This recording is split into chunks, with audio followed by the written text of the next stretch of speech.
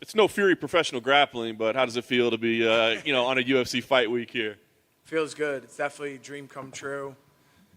Great opportunity. I mean, I put a lot of time into this sport. I put a lot of time into wrestling and MMA, so I'm slowly getting there, slowly starting to get closer to the dream, to the goal. When did you get the call to find out that you were going to be on this card?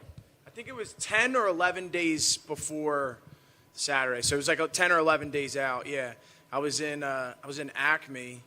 It's like a random number from Texas, and I'm like, usually I would never answer it. I'd be like, oh, this is definitely spam, and I don't know, for some reason I had I should answer this phone call, and I call. He's like, hey, it's Mick Maynard. Just want to know if you can make weight next week, and I'm like, yeah, of course. And he's like, all right, I'll be in touch. I hang up, and then I'm walking through the aisle that was definitely a prank phone call.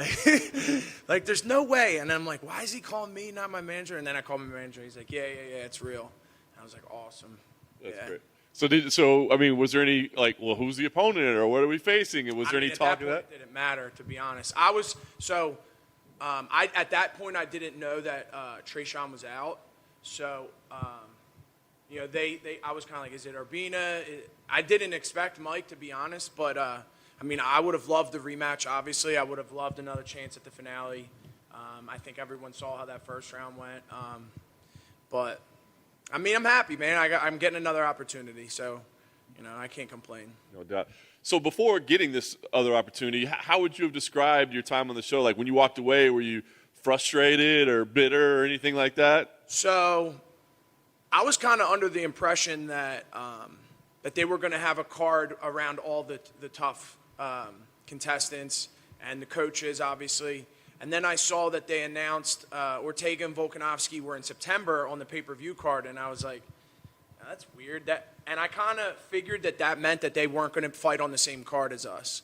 And then when I saw the finale, and I was just kind of under the impression that I was going to be on the finale, and I saw the finale and it had 14 fights on it. And I was like, oh, man, that's not good. I had a bad feeling, and I really was excited because I had two teammates on the same card, Pat Sabatini and Sean Brady.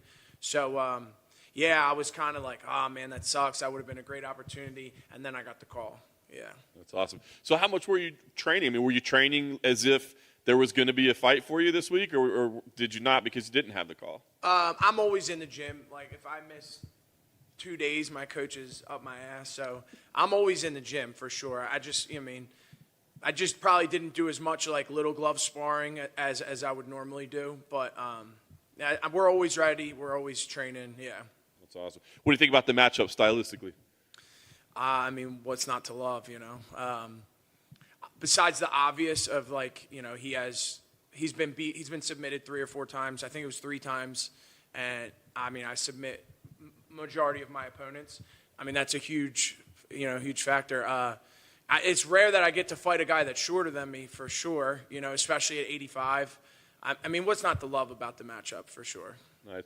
Last thing for me, I guess, what's the goal here, man? Is it just go get a win and secure your place in the UFC, or is it go do something spectacular and make people go, that's the guy we got to pay attention to? What's the goal? Look, I'm not going out there to do backflips and stuff, but I'm here to make a statement for sure. I'm here to make a statement that says, look, I'm here to stay. I'm dangerous for anyone I fight, and I'm the best in the world at what I do, for sure. I've asked all the guys so far today about their time on Tough and things that didn't air, some fun stories. We've heard some crazy stuff already. I'm curious if you have any stories you want to share with us. That's the golden question today, or at least this week. There was a lot of great moments in the house, especially that didn't make the show, for whatever the format is. But it's funny, before my quarterfinal, there was this bird stuck in our house, and I got the pool net out and caught the bird and released it, and it was in the middle of a really boring day. It was eventful.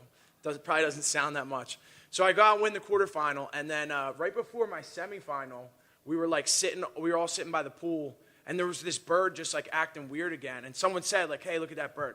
Next thing you know, the bird jumps in the water, and we're like, that's weird. Drowns itself in the pool. So I pull it out. We got nothing else to do. I pull the bird out, and we start trying to give it the chest compressions. Long story short, we don't save the bird. The bird dies. We have like a proper burial for it and everything. And I was like, I remember going back inside, be like, that cannot be a good sign for like what today's gonna happen. But it is what it is. Yeah. That's definitely not the kind of Fucking story bird. I expected. Thank you.